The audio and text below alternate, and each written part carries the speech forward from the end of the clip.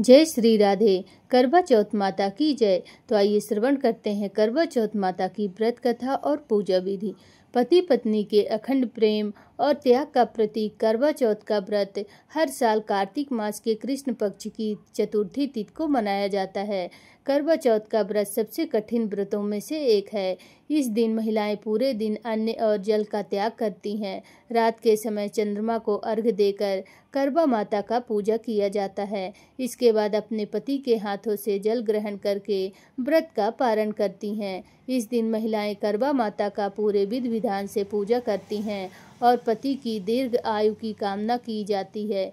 इस दिन पूजन में मां पार्वती की पूजा और करवा माता की आरती और मंत्रों का जाप किया जाता है। ऐसा करने से व्रत पूर्ण होता है और करवा माता सभी मनोकामनाएं पूर्ण करती हैं।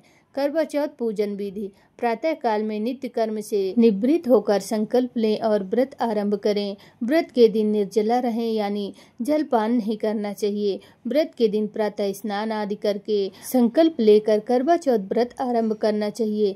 प्रातः पूजा के समय मंत्र के जप से व्रत प्रारंभ करें। इस मंत्र का जाप करना चाहिए।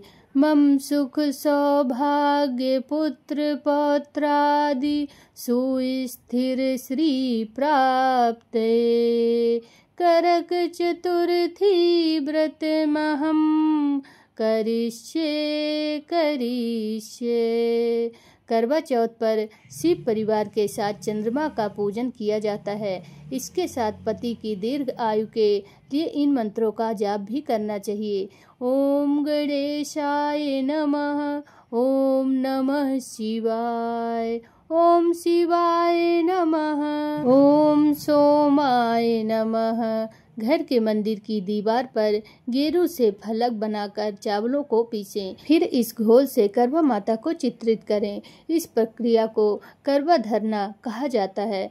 शाम के समय मां पार्वती की प्रतिमा की गोद में श्री गणेश को विराजमान कर उन्हें लकड़ी के आसन पर बिठाएं। मां पार्वती का सुहाग सामग्री आदि से श्रृंगार करें। भगवान शिव और मां पार्वती की आराधना करें और कोरे करवे में पानी भरकर पूजा करें। सौभाग्यवती स्त्री पूरे दिन का व्रत कर व्रत की कथा का श्रवण जरूर करें। सायंकाल में चंद्रमा के दर्शन करने के बाद ही पति द्वारा अन्न और जल ग्रहण करना चाहिए। पति, सास, ससुर सब का आशीर्वाद लेकर व्रत को समाप्त करें। इस दिन लाल, पीले, हरे या गुलाबी रंग के वस्त्र का धारण करना चाहिए। सफेद, नीला, काला रंग नहीं पहनना चाहिए। करवा चौथ पर सिंदूर, मेहंदी, चूड़ी, पायल, बिछिया आदि के साथ 16 श्रृंगार करें।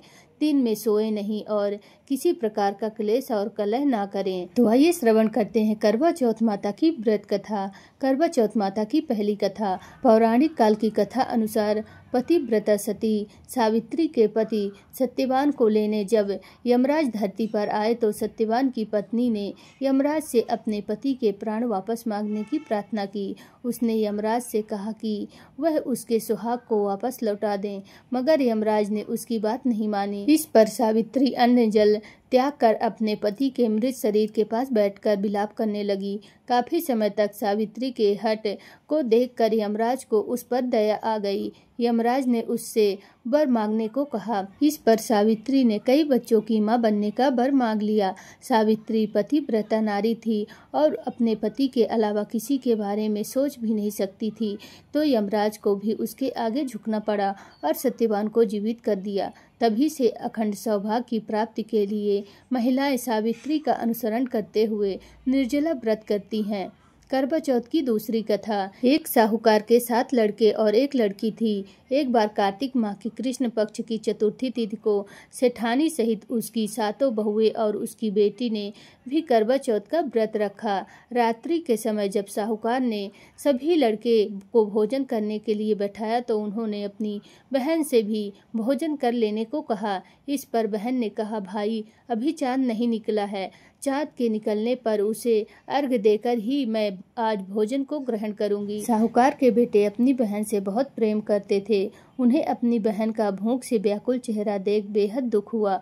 साहूकार के बेटे नगर के बाहर चले गए और वहां एक पेड़ पर चढ़कर अग्नि जला दी। घर वापस आकर उन्होंने अपनी बहन से कहा, देखो बहन, चांद निकल आया है, अब तुम उन्हें अर्घ देकर भोजन ग्रहण करो। साहूकार की बेटी ने अपनी भाभियों से कहा, देखो चांद निकल आया है, तुम लोग भी अर्घ देकर भोजन कर लो। ननद की बात सुनकर भाभियों ने कहा, बहन, अभी चांद नहीं निकला है, तुम्हारे भाई धोखे से अग्नि जलाकर उसके प्रकाश को चांद के रूप में तुम्हें दिखा रहे हैं। साहूकार की बेटी अपनी भाभियों की बात अनसुना करते हुए भाइयों द्वारा दिखाए गए चांद को अर्घ देकर भोजन कर लिया। इस प्रकार करवा चौथ का व्रत भंग करने के कारण विघ्नहर्ता भगवान गणेश साहूकार की लड़की पर अप्रसन्न हो गए। गणेश जी की अप्रसन्नता के कारण उस लड़की का पति बीमार पड़ गया और घर में बचा हुआ सारा धन उसकी बीमारी में लग गया। साहूकार की बेटी को जब अपने किए हुए दोषों का पता लगा तो उसे बहुत पश्चाताप हुआ। उसने गणेश जी से क्षमा प्रार्थना की और फिर से विधि विधान पूर्वक चतुर्थी का व्रत शुरू कर दिया। उसने उपस्थित सभी लोगों का श्रद्धा अनुसार आदर किया और तदुपरांत उसने आशीर्वाद ग्रहण किया। इस प्रकार उस लड़की के श्रद्धा भक्ति को देखकर एक दंत भगवान श्री गणेश जी उस पर प्रसन्न हो गए और उसके पति को जीवन दान प्रदान कर दिया। उसे सभी प्रकार के रोगों से मुक्त करके धन संपत्ति और वैभव से युक्त कर दिया। बोलो श्री गणेश जी की जय हो। करवा माता की जय। करवा माता की तीसरी कथा। एक बार अर्जुन नीलगिरी पर तपस्या करने गए। द्रौपदी ने सोचा कि यहाँ पर हर समय अनेक प्रकार की विघ्न बाधाएं आती रहती हैं। उनके समन के लिए अर्जुन तो यहाँ है नहीं, अतः कोई उपाय करना चाहिए। यह सोचकर उन्होंने भगवान श्री कृष्ण का ध्यान किया। भगवान वहाँ उपस्थित हुए तो द्रौपदी ने अपने कष्टों के निवारण हेतु कोई उपाय बताने को कहा। इस पर श्री कृष्ण बोले, एक बार पार्वती जी ने भी शिव जी से यही प्रश्न किया तो उन्होंने कहा कि करवा चौथ का व्रत गृहस्थी में आने वाली छोटी मोटी विघ्न बाधाओं को दूर करने वाला है। यह भृत्य प्रकोप को भी दूर करता है। फिर श्री कृष्ण ने द्रौपदी को एक कथा सुनाई। प्राचीन काल में एक धर्मपरायण ब्राह्मण के 7 पुत्र तथा एक पुत्री थी। बड़ी होने पर पुत्री का विवाह कर दिया गया। कार्तिक की चतुर्थी को कन्या ने करवा चौथ का व्रत रखा। 7 भाइयों की लाडली बहन को चंद्रोदय से पहले ही भूख सताने लगी। उसका फूल सा चेहरा मुरझा गया। भाइयों के लिए बहन की यह वेदना असहनीय थी तथा वे कुछ उपाय सोचने लगे।